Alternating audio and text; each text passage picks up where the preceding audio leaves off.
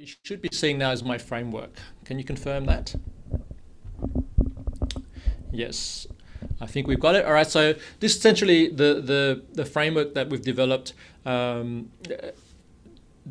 go from a concept of what we want to, the story we wanted to share, to then here are the actual steps we need to go through and present, right? So for those of you who are familiar with copywriting, you always start off with the punchy headline, right? So when you visualize this now as an article sitting on a website, all right, or an email, right, in an inbox, which means the subject has to be compelling, right? If we're getting bombarded with hundreds of emails a day, and well, no, I am, and so for me to open up the email, the subject has to be compelling, right? It's got to speak to me and make me want to click open. Same with if it's sitting on your website or on your blog or on social media, right? That headline's got to really deliver a punch, right? And so the key to that working is to actually have a metric associated with that.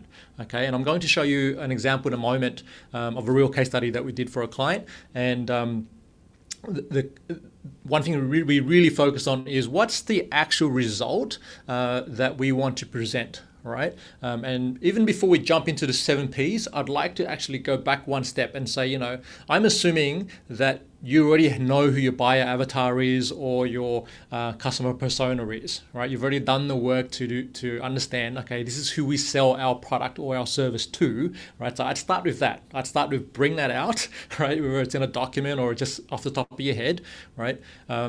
Think about, okay, well, who's the buyer that I'm trying to reach here, and then what is the pain point that they typically have that we can help solve. Okay, because this plays into what the headline is, right? If you know what the outcome is that they want, then your headline should really speak to that outcome in some way.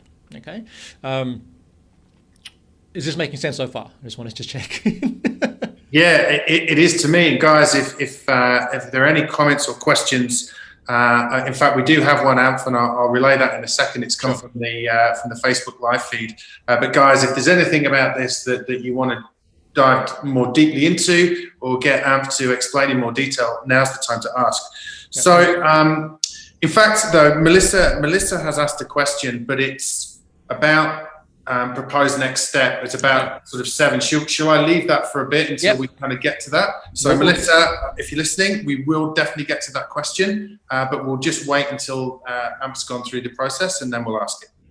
Yeah. So we got the headline. We make sure it's got some kind of metric associated to that. And where I see this fail is when the metric isn't clear, right? So if your headline is Margaret, hired us and we changed her life.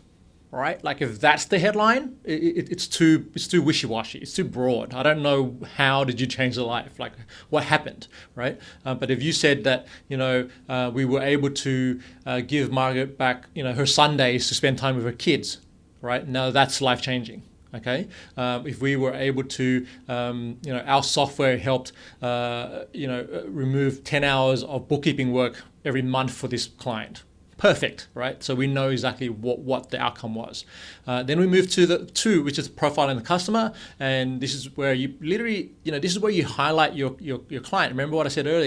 You are making your client the star of your show, right? So here's where you give them their 5 seconds of 2 paragraphs of fame, and you basically say this is the client, this is the type of business they are, or who they are, a bit of a profile, and give people an insight into not only the company, but also the individual, right? So if they're a parent, it's okay to say that they're a parent, right? If your audience are parents and that's who you're trying to talk to, then, it's good to call that out and say, well, Margaret or Bob is a parent, okay? And we do this because we want to highlight the type of client that we work with and what category they're in, right? So I know some of our listeners might have multiple segments or markets they work with, like we do, right? For my business, so in your case study, you want to highlight that particular key segment, right? And then once you've done a profile of the customer, I usually put a logo here. I usually put, if they've got a team photo, something like that, right? I like to use visuals in this. Obviously, if you're using email marketing, you don't need to have all the visuals, but I'm I'm all about the full storytelling if I can do it. And then we move into number 3, the third P, which is the problem statement. And here's what I asked you before. It's like, okay, you know who your avatar is, your prospective buyer. Now, what are their key pain points, right? And here we want to get clear on their challenges, right? And paint the picture of the before, right? And I kind of compare this to the personal trainer who's doing the before shot of the client when the client was, like me, 20 kilos overweight. And then 6 months later when we've lost, the weight and then we're looking slim and whatever the goal is. Or the other way, maybe I'm super skinny and I want to bulk up, right? It's the before shot, right? Here we're doing the before shot in step 3. What's the problem statement? What's going on in their world at that point in time when they came to you? What are the challenges, right? We have the primary challenge, but I also like to get into some other impacts of those challenges, right? If for example, I did one, which I'm going to show you in a moment, Jesse, and he was telling me this was the primary challenge that he was facing, and I said to him, well, what did that mean to you? What was the impact of those challenges, right? How did it affect your health? How did it affect your, and I'm digging a little deeper, but beneath the surface, right? Because usually there's a story beneath the story, and you want to try and get to that level. Okay, so this is really customer research is what it is, right? And then we go to step 4 is out. This is where you get to show your expertise. So we're really now talking about your process, okay? And you want to break down the steps that you took to reach the solution, okay? And this is where, I just interviewed someone this morning, and he's an SEO. He runs an SEO agency, and I basically said to him, okay, what steps did you take to help your client achieve X, right? And he broke it all down for me, and I said that's, and he was quite in depth with it, and he wasn't worried about that. He's like, I've had other people say to me, but I don't want to give away the secret sauce, right? What if someone goes and steals my process? I said, people can get processes all over the place, but can they execute as well as you can? That's the question. And if they can, then this is a whole other conversation we're going to have around business development.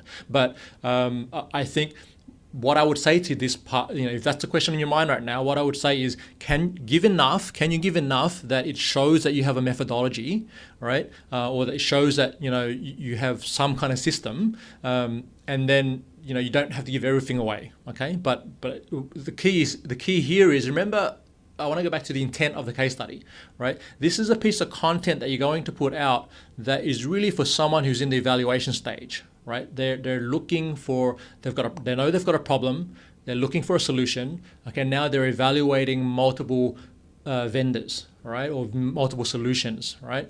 And so what's going to be different between your case study and the other 3 businesses that they're comparing you to, right, is going to be, well, how well do you articulate what you do? All right, and do you present it in a way that resonates with them and their values? Okay, and so this process step, this is where we do it. I've done, for example, for one of the case studies we've done for process step, we actually interviewed the business owner, and then put their responses as a video onto the case study. Right, and so you can actually see the expert talking about it, and talking through the steps. It's almost like you're watching the doctor diagnose the client in real time, right? And so that's step 4. Then we move on to step 5, which is a payoff, and this is directly tied to step 1, which is the headline, but we're going to elaborate on it. Right, so we're going to talk about the key benefit or outcome that was achieved, and then here's where we get a bit more into emotional benefits. Right, so I mentioned, I'm going to say her name's Margaret, but that's not really her name. I'm just going to say this is someone I worked with where I was asked to interview her for another client, and he had this 12-month coaching program, and he helps the business owner to systemize their their SOPs and processes and whatnot. And the real reason that they do that is because the business owner is looking to free themselves, get themselves out of the business so they can work on the business. That's the goal. So when I interviewed the client, I said to them, wow, you've been able to achieve this. You've just gone on a 2-month holiday. But what's been the real benefit of, this process for you? And the thing that really surprised me, but also surprised my client, was when she said, what it was I was able to get my Sundays back with my son, right? Because before this, I would spend 4 hours every Sunday doing admin work. Okay, and now because we've been able to systemize, I've now been able to bring in hire a VA to take over that work. I step out of it. I'm spending time, with my kid, and then she had tears in her eyes when she was telling me that story because it meant so much to her. Okay, and that's what we really focused on when we presented the case study. All right, was that's the impact of the work. It's not just the work itself, yeah? So then we go into step 6 is the praise, and this is where we're asking the client to actually say in their words, right? And the question I normally ask is, if you were telling a mate at the pub or, wherever you were having a drink and you were just sharing, how this particular person or this business helped you, what would you say? All right, and they're literally just going, okay, I would say it in this way, and they give me an answer, right? And what I'm looking for is coming back to the authentic that we started with here. Is I'm looking for the authentic response. I'm not looking for the polished copywriters in there done all the work to put in the buzzwords and all these sort of things. I'm looking for what does the client actually say and believe and feel, all right? And that's the one or two sentences that we then add at the bottom of the case study. All right, so now we've gone through sharing the whole story from the first 6 P's, and then last step, which I saw Melissa's question. Yes, Melissa, this is the call to action, right? So the proposed next step is what's the next logical step? They've just read through the whole thing. They've seen your process. They've seen the outcomes that you've been able to achieve with that particular client that looks like they're like them, and then. Okay, now they're going, how do I engage with you? What's the next thing, right? And so you might have your, whether it's a lead magnet, I don't even like the name of that thing, but the next logical step, which is, book a trial with our software or jump on a call or, go and grab this guide or whatever it is, yeah? So that's the entire process. Back over to you, Oliver. I know you might have some questions around individual pieces of this. Oh, no, well, I guess my question and leading on from Melissa's was also just to talk a little bit about CTA or call to action. Sometimes that can be, difficult to determine, what should I be asking, these people to do? Do you have a view on how to determine what the most successful call to action might be for a case study?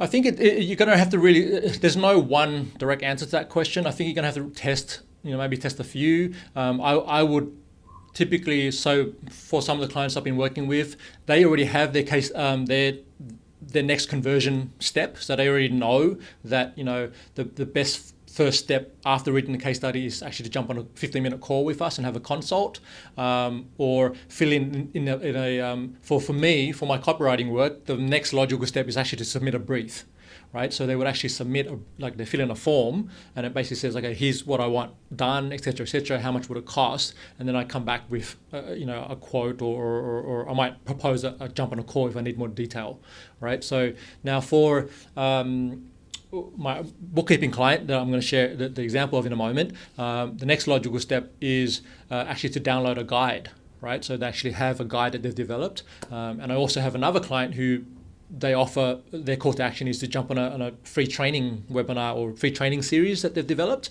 So you would opt in for that, and then you would learn in that training series, it breaks down. It actually, the nice way they've done it is that training, it makes sense because the way the case study is designed, it shows their methodology and then it talks through the philosophies, and then the training webinar, actually the first video talks about, it's almost like it carries the conversation on to the next point naturally. So it doesn't feel like it's this, I'm pushing you into a funnel. Like what it is, it just feels like you've just read this thing. If you want to learn more about our philosophy and how we help our clients, here's a training series on how to do X, which is a problem that the case study actually talks about. In the case study, it talks about we help this client solve problem X. Now, if you want to solve problem X too, here's some training we've got on how to do it.